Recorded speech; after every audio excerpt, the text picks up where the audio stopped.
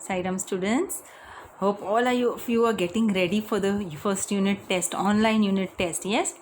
So in our first two parts, we have done the revision of the lesson and the poem.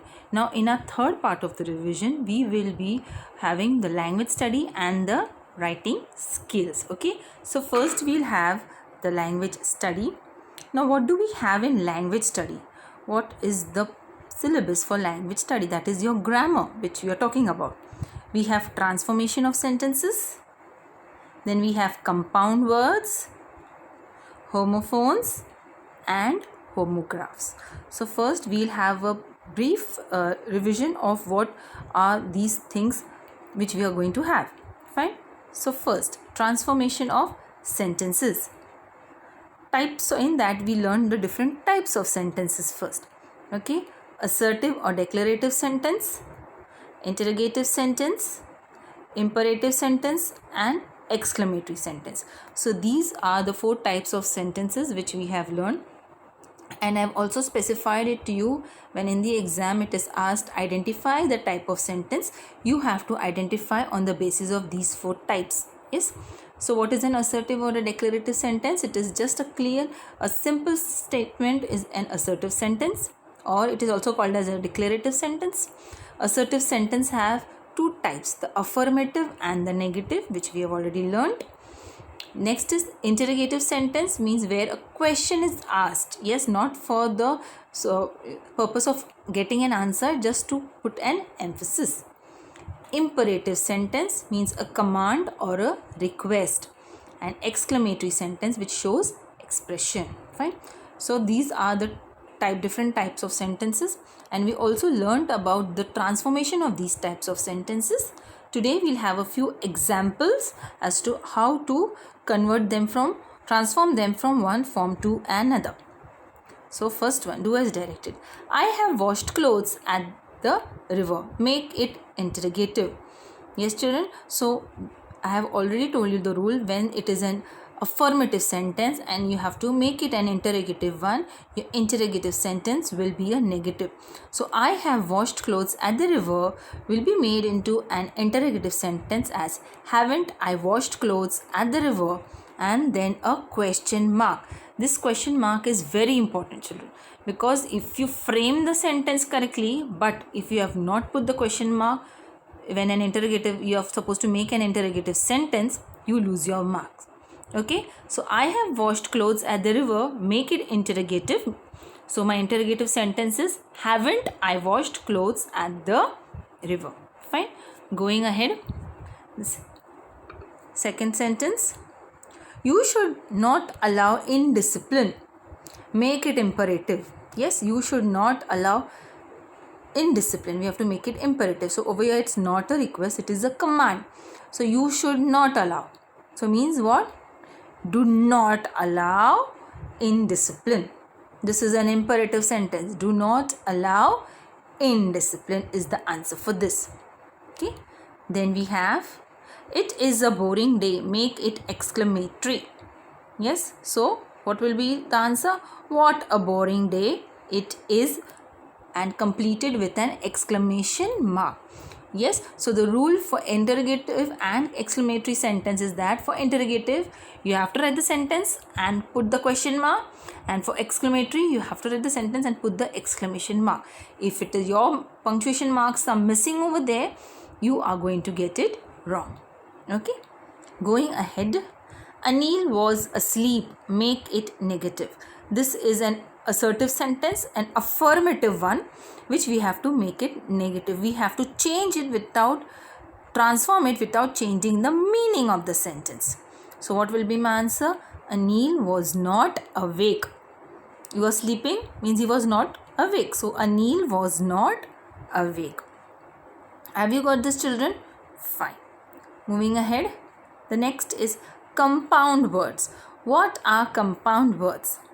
Compound words are formed when 2 or more words are joined together to create a new word with a new meaning. Yes, I think this is very much clear to you, children. This was explained so well, okay, by your teacher. So compound words are formed when two or more words are joined together to create a new word with a new meaning.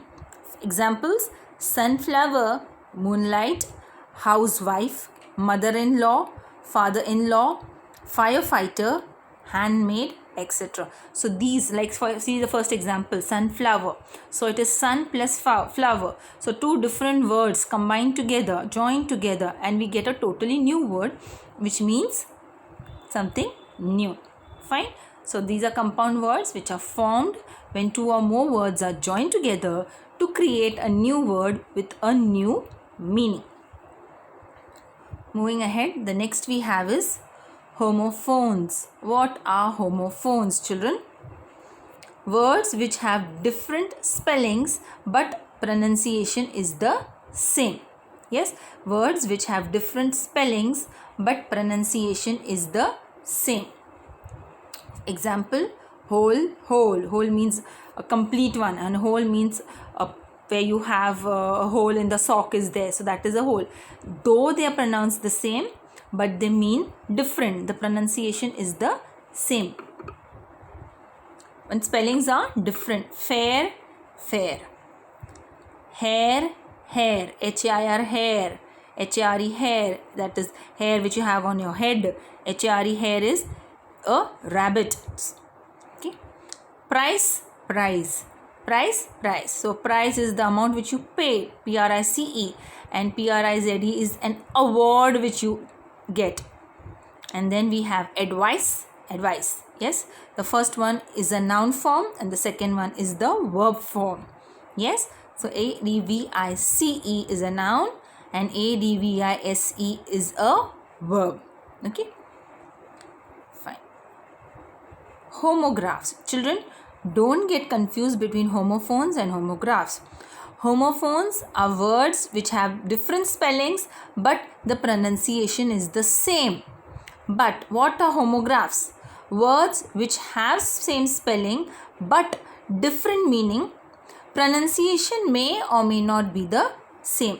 So over here, homograph means the words, two different words, words which have same spelling but different meaning. Pronunciation, at times it may be the same, it may not be the same also. Okay. Now for example, trunk. What is a trunk? The first meaning of trunk, a box used to store articles. Okay. And the second meaning, part of a tree.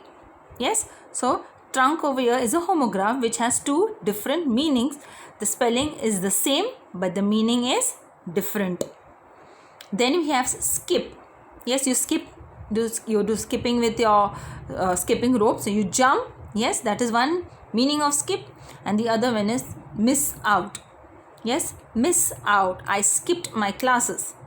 Yes, I skipped my classes. I skipped my meal. So I missed out on that. Is it clear? So skip, one meaning is jump. The other is miss out. So this is a homograph. So the meaning changes accordingly how you use it in your sentence. Then fair, first one is appearance. Yes, it's a fair complexion. And reasonable means it is affordable. It is affordable, reasonable price. Okay, fair price. So one meaning of fair is appearance. The second meaning of fair is reasonable. Lead. Yes, one meaning is a metal and one meaning is start off in front. Lead the way for us. Yes, the captain will lead the way for us. So somebody is leading. So one meaning of lead is metal. Another meaning of lead is start off in the front. Okay children, I hope this is clear to you, the difference between homophones and homographs. I repeat again, homophones are words which have different spellings but the pronunciation is the same. Whereas homographs, the words have the same spelling but the meaning is different. Yes, the pronunciation may or may not be the same. Clear children? Okay. Now this is a quick revision. Now we will see as to what type of questions will be asked in your exam. So we will do it. Do as directed. The first one. Pick out the correct homophone for feet. Children, do you know the meaning of this word feet? feat means a very great achievement. A great achievement with lot of efforts, lot of hard work means a feat. So we have to pick out the correct homophone for the word feat. What is homophone?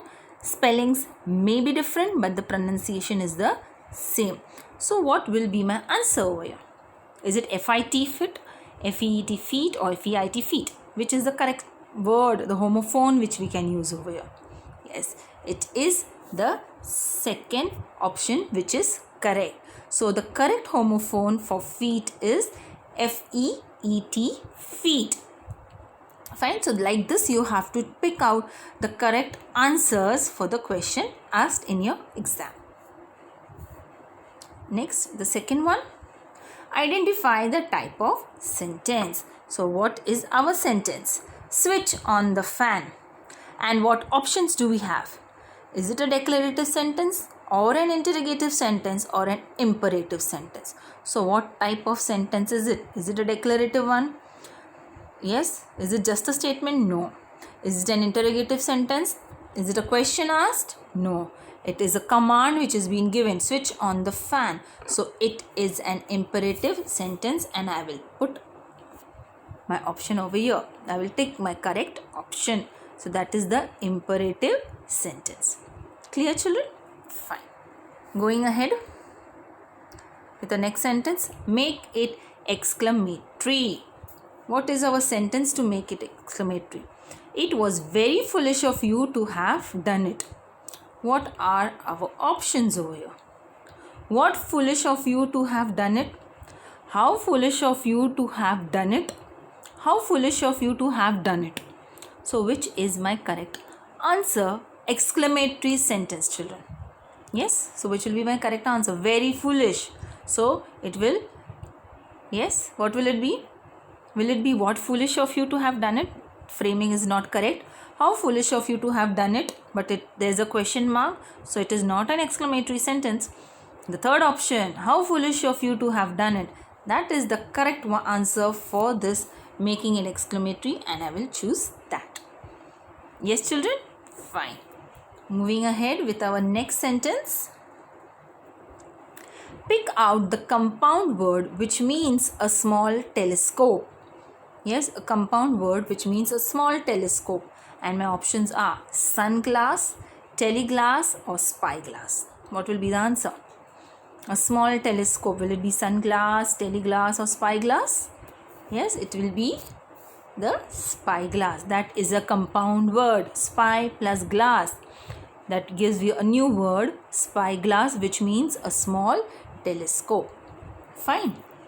Moving ahead with our next sentence. The trainer instructed us to lie down. What is the meaning of the underlined homograph? Yes, what is the meaning of the underlined homograph? To lie down. Is it untrue or is it horizontal position? Yes, to lie down. Is it the trainer telling to tell something which is untrue, or is telling to lie down in a horizontal position? It is the second option, and our answer is horizontal position. Okay, children. So these are examples as to what type of sentences questions can be asked for your language study. You just have to pick out the correct option. Tick the correct option. Fine. Next. Now we have writing skills. And what do we have in writing skills?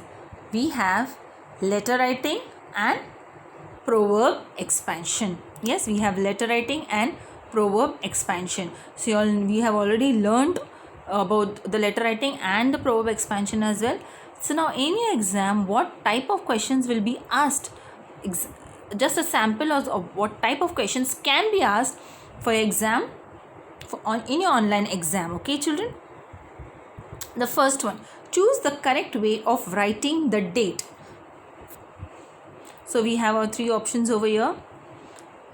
See the differences in the format of the date given. Is it supposed to be written as 16th July, 2020, full stop. 16th July, full stop, 2020, 16th July, 2020. Which is the correct format? Yes children, which is the correct format? You have been practicing doing this letter writing, whether formal or informal, right from your primary section. So which is the correct form of writing, correct way of writing the date? Yes, always remember children that this one is the correct way of writing a date. The date followed by the month, the spelling of the month has to be complete, comma 2020, but that's it. No full stop after that. No full stop after that. This is the only correct way of writing a date in your letter, whether it is a formal letter or an informal letter. So this has to be clear with you children, how you are going to write a date in a letter. Fine. Then moving ahead, the next we have proverb expansion also. So here we have to identify the meaning of the given proverb, and the given proverb is work is worship. So what does this proverb mean?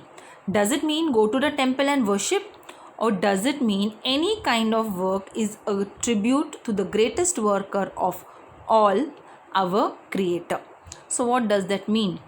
The correct meaning, whatever work you do, it is the tribute. The meaning of this proverb, work is worship, means whatever work you do is a tribute to the Almighty, is a devotion to the Almighty. So the second option which we have, any kind of work is a tribute to the greatest worker of all, our Creator.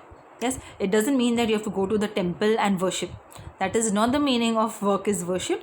Work you do, that is your worship which you are giving. So our correct option is any kind of work is a tribute to the greatest worker of all, our Creator. Fine.